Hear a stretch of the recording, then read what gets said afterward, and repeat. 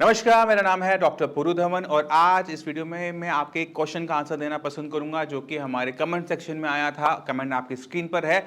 Comment था कि जब मेरा बीपी और शुगर कंट्रोल में है, हाँ, क्रिएटिनिन और यूरिया क्यों बढ़ रहा है। इसका आंसर देना बहुत जरूरी है। ये सिर्फ किसी एक कमेंट एक किडनी फेलियर पेशेंट का नहीं है, ये बहुत सारी किडनी फेलियर पेशेंट के माइंड में जरूर आ रहा होगा। जब बीपी और शुगर हम कंट्रोल में कर लेते हैं तो क्यों हमारा लेवल बढ़ता चला जाता है।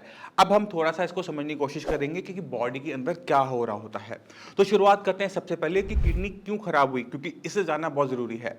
अब आपके माइंड में आ रहा होगा कि आपको तो पता है, बट फिर भी थोड़ा सा रिवीजन कर लेते हैं। तो किडनी जो खराब होती है 80% में बीपी और शुगर की वजह से खराब होती है। किडनी के अंदर जो टिश्यू है, अगर वो डैमेज एक बार ले लेता है, तो मर जाता है, तो वहां पर वो जो मर गया टिश्यू वो जिंदा नहीं हो सकता किसी भी कीमत में। और जितनी भी सीकेडी बीमारी है, किडनी फेलियर होती है, वो सेल्फ प्रोग्रेसिव होती है। यानी एक बार किडनी को थोड़ा सा डैमेज हुआ, मान लो 5% हुआ, वो धीरे बढ़ते बढ़ते बढ़ते बढ़ते बढ़ते 100% तक चला जाता है। अब हमारे लिए क्या मुश्किल होता है कि इसको रोकना। अगर आपको पता है कि आपकी किडनी बीपी से खराब हो रही है, तो बीपी को कंट्रोल करना इसलिए जरूरी है क्योंकि बीपी से एक्स्ट्रा डैमेज हो रहा होता है। बीपी बढ़ा रहेगा तो डैमेज तेजी से बढ़ेगा, बीपी कंट्रोल में आ जाएगा तो डैमेज स्लो डाउन हो जाएगा। ये इंपॉर्टेंट हो गया कि कंट्रोल करना जरूरी है। अब जब बीपी एंड शुगर कंट्रोल में आ जाए, जब क्रिएटिनिन बढ़ रहा है, तो उसके पीछे दो बड़े कारण होते हैं। तो पहले चलते हैं सबसे इंपॉर्टेंट कारण पे, वो है मेटाबॉलिक एसिडोसिस। जितने भी किडनी फेलियर के पेशेंट है ना, केएफटी हर महीने करवा लेंगे, बट सीरम बाइकार्बोनेट का टेस्ट वो कभी कभार या कहने पे करवाते हैं, या इसके बारे में पता नहीं होता। अगर क्रिएटिनिन लेवल 4 को क्रॉस कर चुका है तो बॉडी में एक कंडीशन तैयार होती है, वो है मेटाबॉलिक एसिडोसिस। हमारी किडनी ना सिर्फ क्रिएटिनिन और यूरिया को बाहर निकालती है, साथ में फ्लूइड,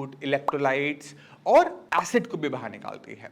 इसलिए हमारा जो यूरिन होता है, जब अपनी रिपोर्ट देखोगे उस पर लिखा होता है एसिडिक यूरिन। ये एसिड जब बॉडी में इकट्ठा हो जाएगा, क्यों इकट्ठा हो जाएगा? क्योंकि किडनी कम काम कर रही है। एसिड इकट्ठा होना शुरू होगा तो ब्लड एसिडिक हो जाएगा, और ये जब एसिडिक ब्लड किडनी में रोटेट करेगा तो किडनी को और तेजी से डैमेज करता है, और इसी कंडीशन को हम बोलते हैं मेटाबॉलिक एसिडोसिस। इसी वजह से मैक्सिमम किडनी फेलियर पेशेंट की मेडिसिन के अंदर एक बहुत सिंपल सी मेडिसिन, बहुत चमत्कारी मेडिसिन कह सकते हो आप उसको, वो रखी जाती है जिसका नाम है बेकिंग सोडा। अभी बेकिंग सोडा तो हम खा नहीं रहे, है ना? आपको ऐसा लग रहा होगा। जो आपकी मेडिसिन में सोडियम बाइकार्बोनेट है, आप अपनी मेडिसिन निकालो और एक एक पत्ते के पीछे देखो, उस पर लिखा होता है, किसी के पीछे भी लिखा है ना सोडियम बाइकार्बोनेट टैबलेट, वो सोडियम बाइकार्बोनेट सोडा ही होता है। बेकिंग सोडा होता है जिससे हम खाना बनाते हैं, ढोकला बनाते हैं, केक बनाते हैं, ये वही सोडा है। ये मेटाबॉलिक एसिडोसिस को रोकने में हेल्प करता है। अब कुछ केसेस में क्या होता है कि हम टैबलेट तो खा रहे हैं, कम खा रहे हैं, तो भी मेटाबॉलिक एसिडोसिस बढ़ेगा। कभी कभार हम टैबलेट लेते ही नहीं, डॉक्टर ने लिखी नहीं, हमने ली नहीं, तो क्या होता है? तो मेटाबॉलिक एसिडोसिस होता है, किडनी को डैमेज होता है। तो ये सबसे बड़ा कारण है जहां पर क्रिएटिनिन की वैल्यू बहुत तेजी से बढ़ती है, बहुत तेजी से बढ़ेगी। जैसे इस महीने 4 है, अगले महीने देखोगे 4.5 हो जाएगी, फिर वो 5 हो जाएगी, फिर सीधा 6 पे जंप करेगी, 5.5 आएगा ही नहीं, 6, फिर सीधा देखोगे 7.5, फिर देखोगे सीधा डायलिसिस। तो ये जो कंडीशन होती है, ये मेटाबॉलिक एसिडोसिस की वजह से हो रही होती है, और इसको कंट्रोल करने के लिए आपको केएफटी के साथ सीरम बाइकार्बोनेट का टेस्ट करवाते रहना चाहिए। सीरम बाइकार्बोनेट की जो नॉर्मल वैल्यूज होती है वो 21 से लेकर 29 तक होती है। तो आप चेक करो कि आपका जो सीरम बाइकार्बोनेट है किस वैल्यू में फॉल करता है। अगर आपकी वैल्यू कम आ रही है तो आपको अपने टैबलेट्स को बढ़ाने की जरूरत है। दूसरा, खाने में जो हम खट्टा मना करते हैं, अगर आपने मेरी डाइट की वीडियो देखी होगी तो मैं बहुत स्ट्रिक्टली बोलता हूं कि खट्टा मत खाना, अचार नहीं खाना, सिरका नहीं लेना, नींबू नहीं लेना, वो इसी के पीछे कारण होता है। तो पहली चीज, अपना टेस्ट करवाओ केएफटी के साथ। हर लैब में नहीं होता, मैं मानता हूं, हर बड़ी लैब में होता है, मैं ये भी मानता हूं। तो आप एक अच्छी लैब को सिलेक्ट करो जिसमें आपका सीरम बाइकार्बोनेट का टेस्ट हर महीने होता रह सके। थोड़ा महंगा जरूर टेस्ट है, बट जरूरी टेस्ट होता है किडनी को संभाल के रखने के लिए। तो ये हो गया पहला कारण।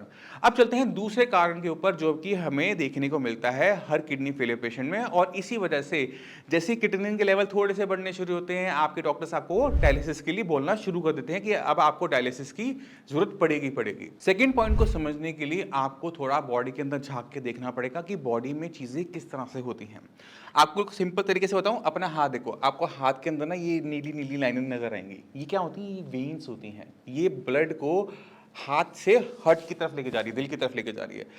तो ये क्या कर रही है? इसी की तरह नीचे आर्टरीज होती हैं और ये वेन्स होती हैं। इनका काम क्या होता है? इनका काम होता है ब्लड को डिफरेंट डिफरेंट कोने में बॉडी में पहुंचाना। ब्लड में ऑक्सीजन है, ब्लड में फूड है, इसके बिना कोई सर्वाइव नहीं कर सकता, कोई सेल सर्वाइव नहीं कर सकता। ऐसा ही स्ट्रक्चर हमारी किडनी के अंदर भी है। अब किडनी के अंदर अगर आप देखो तो हर जगह जाल बिछा हुआ है, बट फिर भी जालों के बीच में गैप है। आपकी बेटर अंडरस्टैंडिंग के लिए मैं आपके स्क्रीन पर एक इमेज दिखा रहा हूं, डायग्राम दिखा रहा हूं। अब जो सेल इस सप्लाई के बिल्कुल पास है, आप सप्लाई मतलब समझ लो कि नदी के पास है, तो नदी के पास सप्लाई के पास रहने से सप्लाई अनरिस्ट्रिक्टेड आती रहती है, फटाफट लेते रहते हो, फटाफट देते रहते हो, अच्छा रहता है। बट जो सेल दूर हैं उनके लिए दिक्कत होती है कि उनको तक सीधी डायरेक्ट सप्लाई नहीं आती, और ट्रांसफर क्या होता है, वो सेल टू सेल ट्रांसफर होता है। यानी आप मुझे दोगे, मैं आगे दूंगा, वो आगे देगा। जैसे हम पासम पास खेलते थे ना, तो वैसे ही पासम पास होता है किस चीज का, फूड का और वेस्ट मटेरियल का पासम पास होता है कि हम एक को देते हैं, अगला आगे को देता है, अगला आगे को देता है, और फिर वहां से सामान आता है, हम वेस्ट मटेरियल लेते हैं और आगे उसमें वापस डाल देते हैं। तो ये सारा कोऑर्डिनेशन चल रहा होता है, ये एक चेन है ना। अगर आप सोचो कि जो आपका ब्लड प्रेशर बढ़ा, आपकी जो वेसल है, जो सप्लाई है वो खराब हो गई, तो जो उसका नेक्स्ट वाला सबसे पहले वो मरेगा। क्यों मरेगा? क्योंकि उसकी ब्लड सप्लाई रुक गई, उसका फूड सप्लाई रुक गई। जब उसको नुकसान होता है तो पूरी चेन को नुकसान होना शुरू हो जाता है, पूरी सप्लाई चेन आपकी खत्म हो गई ना। यही कारण है कि जब हम डैमेज उठा लेते हैं किडनी के अंदर, तो डैमेज अपने आप धीरे धीरे बढ़ता चला जाना शुरू कर देता है। और इसे रोकने के लिए हमें अपनी बॉडी के अंदर दो चीजों की मात्रा को बढ़ाना पड़ता है। पहला है ऑक्सीजन और दूसरा है फूड, क्योंकि ब्लड सप्लाई में जितना अच्छा होगा उतने अच्छा हमारे न्यूट्रिशन सेल्स को मिलेगा, उतना अच्छा वो काम कर पाएंगे। और किडनी फेलियर पेशेंट गलती क्या करते हैं सबसे बड़ी, कि खाना पीना कर देते हैं बंद, प्रोटीन नहीं खाना, ये नहीं खाना, वो नहीं खाना, उबले टिंडा घिया तोरी, और अपना वेट डाउन करना शुरू करते हैं। जो पेशेंट खाना पीना टाइट कर देता है, उबला हुआ खाना खा रहा होता है या फिर सिर्फ फ्रूट डाइट पे रह रहा होता है, उनका क्रिएटिनिन लेवल 2 महीने बहुत अच्छा नीचे जाता है। बहुत, मैं कहता हूं बहुत अच्छा जाता है। आपका वेट मान लो कि 80 किलो था, आप हो गए 60 किलो की, 20 किलो वजन आपने 3 महीने में गिरा लिया, आपका क्रिएटिनिन लेवल था 8, वो हो जाएगा 6 या 5। बट आपकी बॉडी में आएगी वीकनेस, और ये वीकनेस आप जितनी मर्जी कोशिश कर लो, इसको आप खत्म नहीं कर पाओगे। और आगे के जो दो रास्ते होते हैं वो बंद हो जाते हैं, डायलिसिस का और ट्रांसप्लांट का। क्योंकि बॉडी में अब खून नहीं बनता, क्योंकि आपने प्रोटीन इंटेक नहीं किया, आप डायलिसिस नहीं करवा सकते, क्योंकि बॉडी में कुछ बचा ही नहीं। इतनी वीकनेस है आपके लिए, उठना बैठना चलना फिरना बोलना सब कुछ मुश्किल हो जाता है। तो ये वीकनेस जनरेट होती है। और जो क्रिएटिनिन लेवल 2 महीने डाउन रहा, वो तीसरे महीने बढ़ना शुरू हो जाता है। क्यों? क्योंकि बॉडी में अब जो स्टोर था, फैट था, वो सब खत्म हो चुका है। अब बॉडी चाहकर भी अपने रिजर्व को यूज नहीं कर सकती, बॉडी वीक होती चली जा रही है, आपकी किडनी वीक होती चली जा रही है। और किडनी जितना वीक होती चली जाएगी उतना कम काम करेगी, जितना कम काम करेगी उतना क्रिएटिनिन यूरिया लेवल बढ़ना शुरू होगा। तो जो शुरू में 2 महीने में आपको फायदा नजर आना शुरू हुआ था, डाइट को बहुत ज्यादा टाइट करने का, प्रोटीन पूरा बंद कर देने का, उबला हुआ खाना खाने का, और वही आपके लिए सबसे बड़ी मुसीबत बन जाता है, क्योंकि हमने इसको समझा नहीं था। आपको क्रिएटिनिन डाउन करना है ना, आपको ये समझने की जरूरत है कि आपकी बॉडी में बाकी ऑर्गन्स भी लगे हुए हैं। किडनी के अलावा लीवर है, हार्ट है, ब्रेन है, पैंक्रियास हैं, कितने सारे ऑर्गन्स लगे हुए हैं। अगर आप खाना पीना बंद करते हो तो पूरी बॉडी का बंद होता है, सिर्फ किडनी का बंद नहीं होता। और जब हमारी बॉडी में वीकनेस आनी शुरू होती है तो सारे ऑर्गन वीक हो रहे हैं, किडनी खराब हो रही है, अब बाकी सारे ऑर्गन भी खराब होने शुरू हो जाते हैं। तो ऐसे पेशेंट जब अपने लाइफ के एंड स्टेज पे जब पहुंचते हैं तो मल्टी सिस्टम फेलियर हो रहा होता है। यानी पहले किडनी जवाब देगी, फिर हार्ट जवाब देगा, फिर कभी लीवर जा रहा है, कभी कुछ जा रहा है। तो इस तरह से जो पेशेंट की कंडीशन होती है वो बहुत खराब हो चुकी होती है। अब दूसरी तरीके से सोचो कि आपने खाना पीना अच्छी तरीके से खा रहे थे, बैलेंस डाइट खा रहे थे, उसके फायदे समझो। आपकी बॉडी में किडनी खराब हो रही है, और किडनी के बारे में सारे डॉक्टर्स जानते हैं, अच्छे सारे डॉक्टर जानते हैं कि किडनी जो खराब हो रही है उसको आप रोक सकते हो, बंद नहीं कर सकते, रिवर्स पूरा बैक नहीं कर सकते, क्योंकि किडनी के अंदर जो टिश्यू मर गया है ना, अगर कोई डॉक्टर उसको जिंदा कर लेगा ना, तो पूरी बॉडी को जिंदा करना मुश्किल काम नहीं है। तो जो डॉक्टर ये बोलते हैं कि किडनी की जो सेल्स है वो रीजनरेट हो जाते हैं और ऐसा हो जाता है वैसा हो जाता है, कोई किसी में भी सच्चाई नहीं है। आपको समझने की जरूरत है। अगर मरे को मैंने इतने से हिस्से को जिंदा कर लिया तो पूरी बॉडी क्या चीज है कि कोई मरेगा ही नहीं है, आप उसको दवाई दोगे वो जिंदा हो जाएगा, है ना।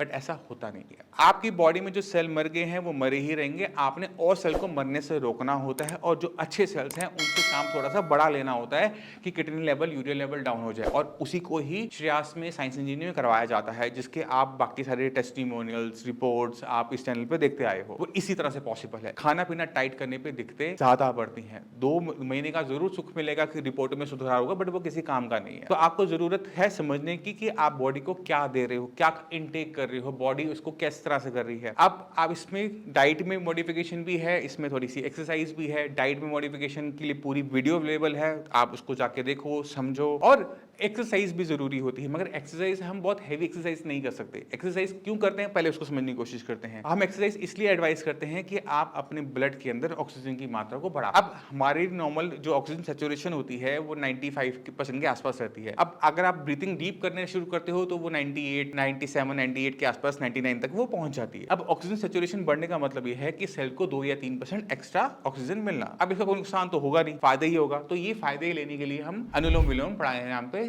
जोर देते हैं। कपाल भारती मना करते हैं क्योंकि इसमें एब्डोमेन बहुत ज्यादा तेजी से हिल रहा होता है और क्रिएटिनिन की वैल्यूज अननेसेसरी बढ़ जाते हैं। तो अनुलोम विलोम प्राणायाम 2 चीजों में आपको हेल्प करेगा, बीपी कंट्रोल करने में, माइंड को शांत करने में और ब्लड को ऑक्सीजन रिच करने में। तो ये बेनिफिट देखते हुए अनुलोम विलोम प्राणायाम हर किसी पेशेंट को बोला जाता है। और थोड़ी बहुत वॉक, खाना खाया थोड़ा बहुत चल लो, कुछ नहीं है, कोई वीकनेस नहीं है, चलो। ये बेनिफिशियल रहता है किसी भी किडनी फेलियर पेशेंट के लिए। अब हमने शुरुआत तो कहीं और से की थी, पहुंच कहीं और गए, कोई बात नहीं, कुछ अच्छा मिला, कुछ लंबा मिला, कोई दिक्कत नहीं। अब इसी के साथ मैं आज मैं चलने की आज्ञा चाहूंगा। मिलते हैं अगली वीडियो में। कोई भी टॉपिक आप चाहते हो जो हम कवर करना चाहें तो कमेंट सेक्शन में कमेंट करके बताओ, क्योंकि आप जो बोलोगे ना मैं वो वीडियो बनाऊंगा। आपके माइंड में कोई भी डाउट है मैं उसे क्लियर करूंगा। आपको बात अच्छी लगे तो लाइक कर देना, आपको अच्छी ना लगे तो डिसलाइक कर देना, दोनों आपके हाथ में। इसी के साथ आज्ञा, मिलते हैं अगली वीडियो में, तब तक के नमस्कार।